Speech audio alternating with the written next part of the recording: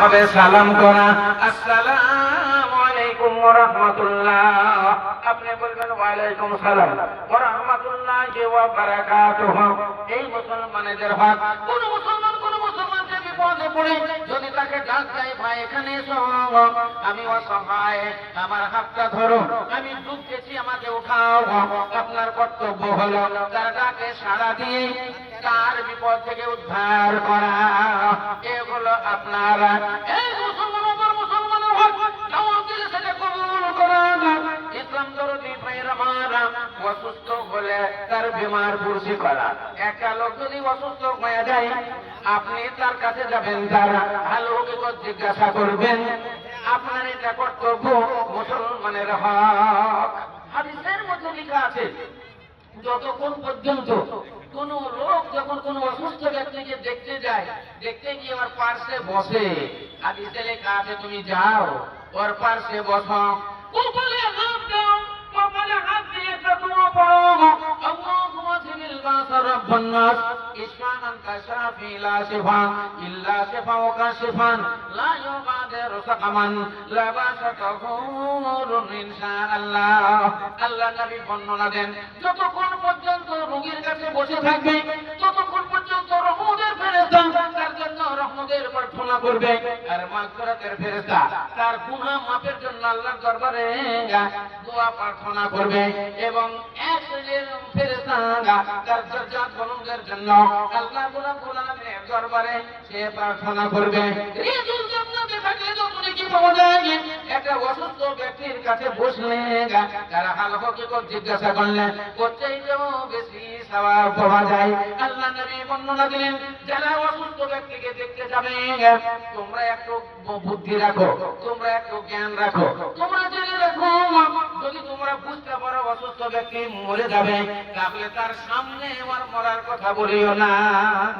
আপনি বুঝে নিয়েছেন ওর চোখ উপর থেকে উঠে পড়েছে, ওর গলা হুল মানে জান হুল কমে চলে এসেছে, যাকে আমরা বলি ঘড়ঘড়ি, ঘড়ঘড়ি উঠে পড়েছে, মরে যাবে, কিন্তু জ্ঞান আছে। আপনি গিয়ে বললেন আসসালামু আলাইকুম চাচা কেমন আছেন, কি ভাই কেমন আছেন, আপনার দিকে তাকিয়ে বলছি আমি তো ভালো নাই, আমি মনে হয় বাঁচবো না, মরে যাব। আল্লাহ নবী বলছেন তুমি উল্টো বলো, ওকে বলো না শান্ত হন, শান্ত হন, না ভয় করবেন না, আপনাকে যে রোগ দেওয়া হয়েছে, আপনি যে রোগী, এইরকম রোগী হাজার হাজার ভালো হয়ে গেছেন। তারাও মনে মনে বলছিল আমি কোথায় বাঁচবো না, মরে যাব, কিন্তু তারা আজকে দেখেন ফুটবল খেলছে, অতএব চিন্তা করবেন না, আপনি ভালো হয়ে যাবেন। যদিও মনে মনে ভাবছেন রাত পার হবে কি না, তবু আপনি বলতে পারেন না। আল্লাহ নবী বললেন খবরদার ওর মৃত্যুর কথার সামনে বলিও না যে তুমি মইরা যাবা, আর বাঁচবে না, তুমি শেষ, আজ রাতি মরে যাবা। তো আপনার ও মরার আগে ও আরো হার্টফেল করবে। সেই জন্য আল্লাহ রাসূল বলেছেন খবরদার ও মৃত্যুর কথা ওকে বলো না, ওকে সাহস দাও, ওকে সাহস দাও। আসসালামু আলাইকুম। প্যান্ডেলওয়ালা ভাই, যদি চট থাকে তো মেয়েদের কাছে চট পিছিয়ে দেন, কারণ ওখানে অনেক মেয়ে দাঁড়িয়ে আছে, বসার জায়গা পাচ্ছে না। আপনার অবশ্যই যদি চট থাকে মেয়েদের পিছনে চটটা পিছিয়ে দেন। আর হলেটাতে বলবো যেখানে মেয়েরা খেতে যাচ্ছে, ওই রাস্তাটা খুব ভিড়, অনেক ছেলেরা ভিড় করছে, এই জন্য একটু আপনারা ওটা দেখেন।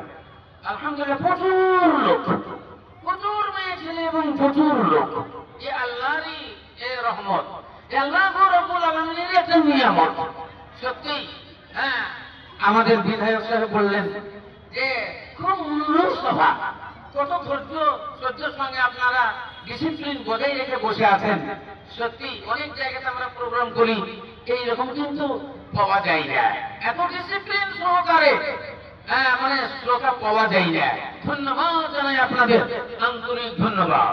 ইসলাম দরদি ভাইয়ের আমার, না বলে বুঝতে পারলেন মহান আল্লাহ রাব্বুল আলামিন যিনি বর্ণনা দিলেন, আল্লাহ নবী বর্ণনা দিলেন, তোমরা রোগীর কাছে বসে তার ভালো কথাটা বলো, তার মন্দ কথাটা বলিও না, তোমার মন্দ কথাটা বলিও না। আমি বলছিলাম একটা ঘটনা, একবারে জল জীবন কাজ 5 বছর আগেকার কথা, 5 বছর আগেকার কথা। আমাদের গ্রামের একটা লোক আমার ভাই হচ্ছে সম্পর্কে, আমি তার কাছে গেলাম, শুনলাম যে সে মরে যাচ্ছে, শুনলাম মরে যাচ্ছে, দাঁড়িয়ে গেছে। আমি বললাম তাহলে যাই একটু দেখে আসি। আমি তার পাশে গেলাম, পাশে গিয়ে দেখলাম মুখ চুপড়ে নিচে দিকে মাথা করে বসে আছে। ওর স্ত্রী আর ছেলেরা মুখে জমজমের পানি দিচ্ছে। আমি জমজম দিচ্ছে, আমি ডাক দিলাম, ভাই কেমন আছেন ভাই? আমার দিকে তাকিয়ে বলছে শৈবুল। আমি বললাম হ্যাঁ। বলে